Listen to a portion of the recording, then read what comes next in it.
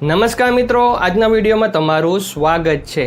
Vacation ખુલ્યું એને 1 મહિના કરતાં પણ વધારે સમય થઈ ગયો છે અને હવે સામયિક એકમ કસોટી છે એ આવી ગઈ છે ધોરણ 3 થી 8ના વિદ્યાર્થીઓ માટે।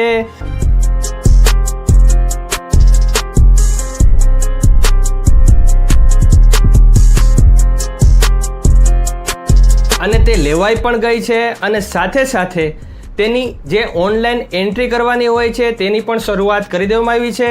તો આ એન્ટ્રીને નામ આપવામાં આવે છે પેટ સેટ।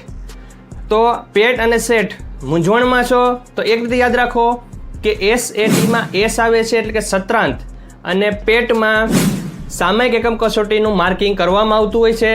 તો આજનો વિડીયો છે એ ખાસ છે, તો વિડીયો પૂરો જોજો જેથી કરીને તમને પૂરી માહિતી મળી જાય કે ચાલો આજનો વિડીયો શરૂ કરીએ।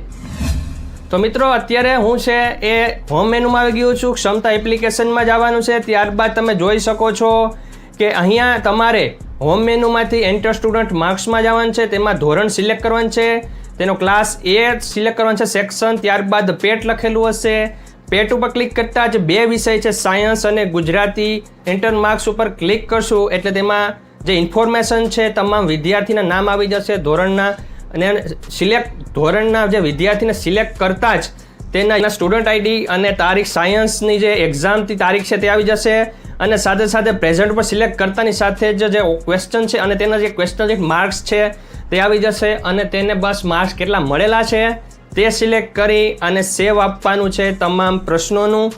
જેવું સેવ આપશો તમામ વિદ્યાર્થીઓને ત્યારબાદ સબમિટ પણ આપવાનું છે। ઘણીવાર સબમિટ કરતાં રહી જતું હોય છે, ત્યારે જો તમે સબમિટ આપશો તો જ તેનું જે માર્કિંગ છે એ સબમિટ થશે અને સક્સેસફુલનો મેસેજ આવશે અને ફરીથી જ્યારે ચેન્જ ક્લાસ કરશો અથવા તો ચેન્જ સબ્જેક્ટ કરશો ત્યારે તમે નવા સબ્જેક્ટના માર્ક પણ તમે એન્ટર કરી શકશો। આ રીતે તમે સરળતાથી એ એન્ટ્રી છે એ કરી શકો છો। પહેલાં શું હતું કે QR કોડ આપવામાં આવતો, આ QR કોડ તમે સ્કેન કરો અને તેમાં ઘણી બધી વાર લાગતી હતી, કેમ થોડી વારમાં સ્કેન થતું ન હતું અને બહુ જ વાર લાગતી હતી। જે મિત્રો આનાથી જે શિક્ષણ કાર્ય છે, જે શિક્ષકોની જે ઓનલાઈન માર્કિંગની પ્રક્રિયા છે તે ફાસ્ટ થઈ શકશે અને આમાં કોઈ પણ પ્રકારની સ્કેનિંગ કરવાની હોતી નથી, ફક્ત સ્ટુડન્ટ્સના નામ સિલેક્ટ કરતાની સાથે તમામ માહિતી તેની આવી જાય છે અને સાથે સાથે સરળતાથી તમે માર્ક દીઠ તેની એન્ટ્રી કરી શકો છો।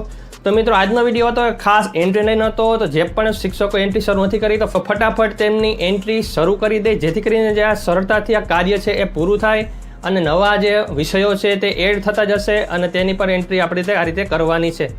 તો thank you very much for watching this video. Video ગમે લાઈક કરી દેજો, ચેનલ સબસ્ક્રાઇબ કરી બેલ આઇકોન દબાવી દેજો જેથી કરીને તમને નવા અપડેટ મળતા રહે। Thank you very much. જય શ્રી કૃષ્ણ।